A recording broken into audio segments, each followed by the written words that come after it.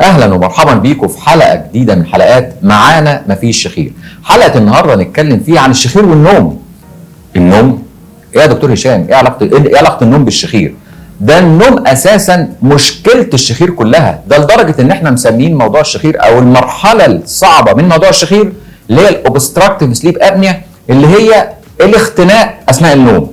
طيب ما هو كل واحد، طب ما الدنيا كلها بتشخر والدنيا كلها بتطلع صوت وهي نايمه؟ لا طبعا، احنا دايما بنقول ان الشخير ده حاجه دايناميك، يعني حاجه متغيره. يعني النهارده العيان اللي بيطلع صوت وهو نايم ينتظر نفسه كمان سنه سنتين 5 سنين هيدخل في موضوع الاختناق اثناء النوم، ودي مهمه جدا. طيب ايه علاقه النوم؟ النوم طبعا وانت نايم بالليل وبتطلع صوت وبتتخنق، كميه الاكسجين اللي بتاخدها بتبقى قليله، يعني تقريبا بتاخد 50% من الاكسجين اللي المفروض انت تاخده.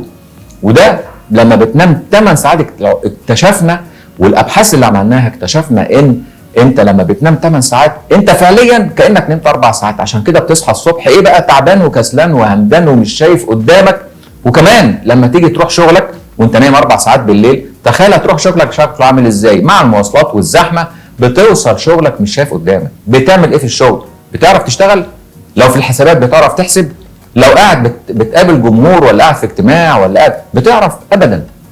انت لو قاعد على مكتبك هي كلها 15 دقايق وتلاقي نفسك عايز تنام والنوم دخل عليك، وشويه وتلاقي ابتدى الصوت يطلع وشكلك الحقيقه بيبقى وحش جدا في وسط الموظفين وفي وسط العمل. طيب خلصنا شغلنا ورجعنا وانت راجع بقى راكب عربيتك، اكيد ناس كتير جدا وعيانين كتير جدا بيجوا لي واحنا راجعين وراكبين العربيه بننام واحنا سايقين، وخاصه في المسافات الطويله. ده واحد قال لي انا بضطر ان انا اكلم زوجتي، وهو كان فين؟ ده في الخليج، بيكلمها وهو راجع من الشغل عشان المشوار بياخد له ساعه ونص، بيكلمها في التليفون يقول لها كلميني لحسن انام وانا سايق. فعلا جه وعمل عمليه ورجع وبقى تمام والحمد لله. عشان كده بنقول الشخير والنوم مهم جدا. خد بالك، الشخير والسواقه والنوم اثناء السواقه، ده لدرجه ان في اوروبا دلوقتي ما بقوش يدوا رخص السيارات الا بعد ما يتعمل اختبار النوم اللي بيعرفوا فيه اذا كان المريض عنده مشكله الاوبستراكتيف سليب ابنيا او مرض اللي هو توقف النفس والنوم، توقف النفس اثناء النوم ومشاكله اللي بعد كده.